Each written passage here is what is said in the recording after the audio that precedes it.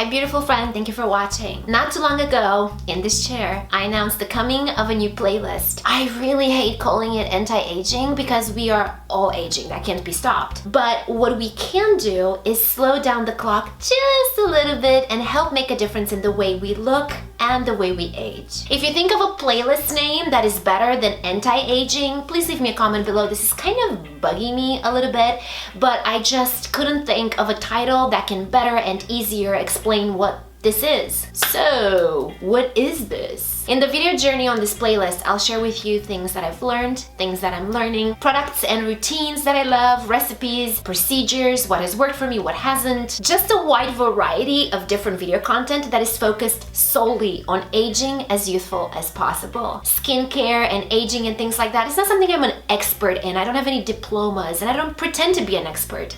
I'm just a consumer that's been reading and learning a lot and trying a bunch of different things.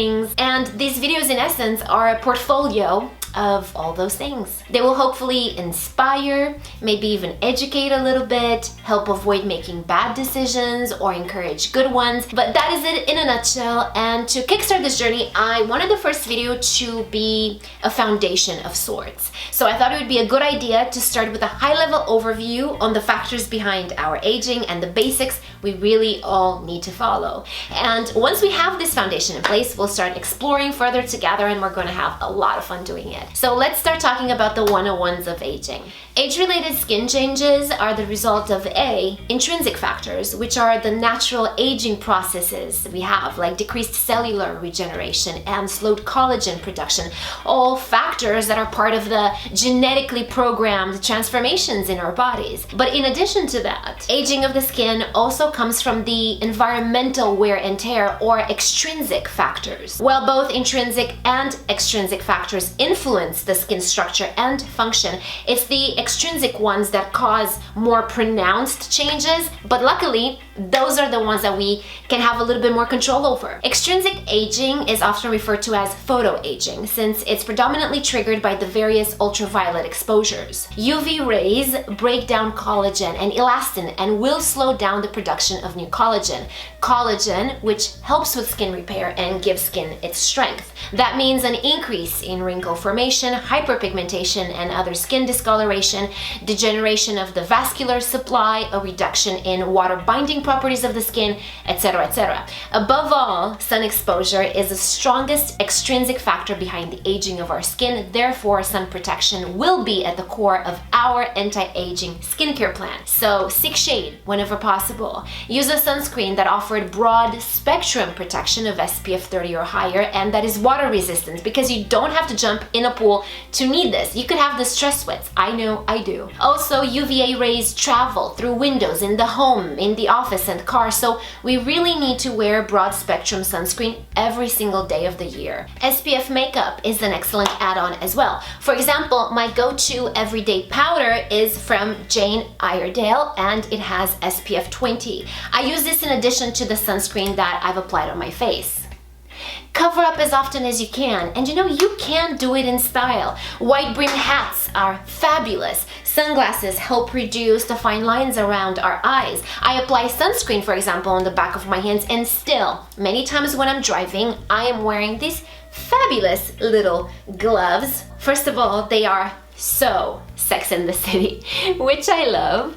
And then second of all, they're giving my hands an added layer of protection from the sun, so win-win. I also say screw you to indoor tanning. Though it's the sun or a tanning bed, they are all harmful UV rays that will accelerate skin aging. I've been sticking to self-tanners for over 6 years now, but I really wish I would have started doing that a lot sooner. So moving on from the sun, which we understand is very damaging, let's go over some of the other major extrinsic factors that cause premature aging and that we can control. 1, don't go to bed with your makeup on your face.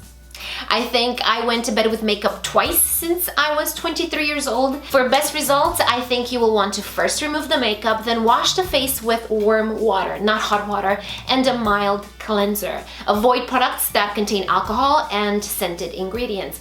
Cleanse the skin gently and avoid scrubbing too hard. Too much scrubbing on the face can irritate the skin, which in turn can accelerate aging. Gentle washing is enough to remove pollution and makeup without irritating your skin. Next is to always apply a facial moisturizer every morning, every night. We all knew that, but in a future video, I will go into a lot of the details on which ingredients fight which type of damage, who's part of whose family, because things can get confusing sometimes. But for today, I will leave you with this. The things I believe no person who cares about delaying the aging process should ever go without are sunscreen, which we already talked about, peptides, antioxidants like vitamin C, vitamin E, and retinoids.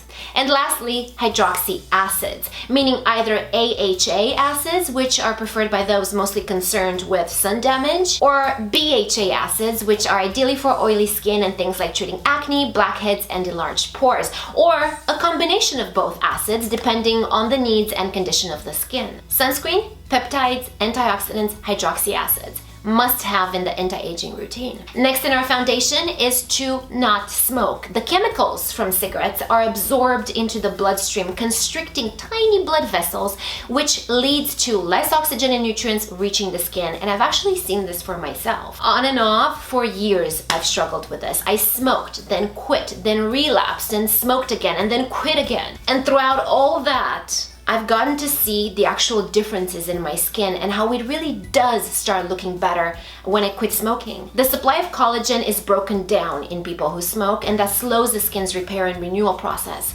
One of the things to do in the new year that we talked about in my last video is to get rid of one bad habit. So if you smoke, I challenge you to do this with me in 2016 and your skin will love you. Alcohol also needs to be in moderation. Alcohol dehydrates the skin and deteriorates the antioxidant vitamin A supply. So in time, significant damage will result. I will also get into aging and nutrition in a future video, but till then, remember this as part of our foundation, right?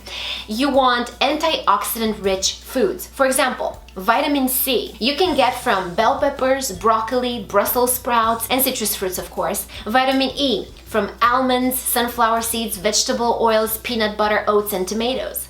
Vitamin A from sweet potatoes, carrots, kale, spinach, and cantaloupe. You also need omega-3, which is an essential fatty acid that promotes healthy formation of cells. You can get that from salmon, tuna, walnuts, kale, spinach, or flaxseed oils, for example. The skin also needs B vitamin, biotin, and you can get it from tuna as well, turkey, avocado, mushrooms, liver, cauliflower, berries, and bananas, just some examples. And two things to avoid: too much sugar consumption, which over longer periods of time has been shown to age skin prematurely, and also avoid yo-yo dieting. Many experts believe that years of repeated yo-yo dieting, so that means losing and gaining back and forth larger amounts of weight, can actually damage the skin because repeated stretching of the skin will damage the elastic structure. So that's the basic foundation for our diet. A couple more things that should be in all of our plans is staying hydrated. So drinking 6 to 8 glasses of water a day, which is the amount recommended by most experts. I use an app on my phone called Hydrated. This is how much water I drank today. Clearly not enough. It should be all the way to the top. So I best start drinking some more. I will link this up for you, by the way, in the description below. I also recommend avoiding too many repetitive facial expressions. I always wear sunglasses outside, particularly to avoid making this face. Botox helps with this as well. I've been getting Botox twice a year since I was 29, and I will film a vlog about it at some point where I'll take you to the office where I go and I'll show you what I'm getting done, and we'll just talk more about Botox then. Getting enough sleep is a really big one, but I feel like it's one of the hardest for many of us. We should get 7 to 8 hours every night and give the body and the skin the time it needs to renew itself, and sleeping on the belly or the sides is not good in the fight to prevent wrinkles. If you can sleep on your back, please do it. God bless you if you can. I wish I could. But regardless though you can or can't, I recommend to all my friends to use a silk or satin pillowcase. I talked about this in a video about hair masks and how to keep hair healthy, but for hair and skin, a satin or silk pillowcase will go a long way. And lastly, we don't hear about this aging us as much as we hear about the other factors, but managing our stress, anxiety, and depression episodes will actually help in this beauty process as well. Stress, for example, impacts the regulation of hormones. It reduces immunity, and ultimately that leads to cell damage, which will show in the form of dull skin, pore issues, and other tissue damage. Now, depression, on the other hand, is associated with elevated cortisol levels, which can weaken supportive collagen fibers. It is also linked to the decrease in growth hormone synthesis, which inhibits the skin's ability to repair itself at night. I will link below some videos I did already to help with these issues. Many things can be treated, and those are just some of them. So realistically, when should you start proactively building your anti-aging foundation? At 20, because prevention is so much easier than reversal. But even if you start at 40, your skin will still bounce back in some capacity, and that's what's amazing about it. I hope this video has laid a good foundation to start building on. We will get into a lot of different things from here, as I mentioned earlier. If you enjoyed this video, please give it a like and subscribe to my channel if you haven't already. Leave me and, well, us all a comment sharing some things that are part of your anti-aging foundation, and definitely stay tuned for more. Every month I plan on launching a new video in this playlist, so we can do a lot of good together. I love you for watching. May good luck and fortune follow you everywhere you go today and every day. I will see you soon in a new video. Bye!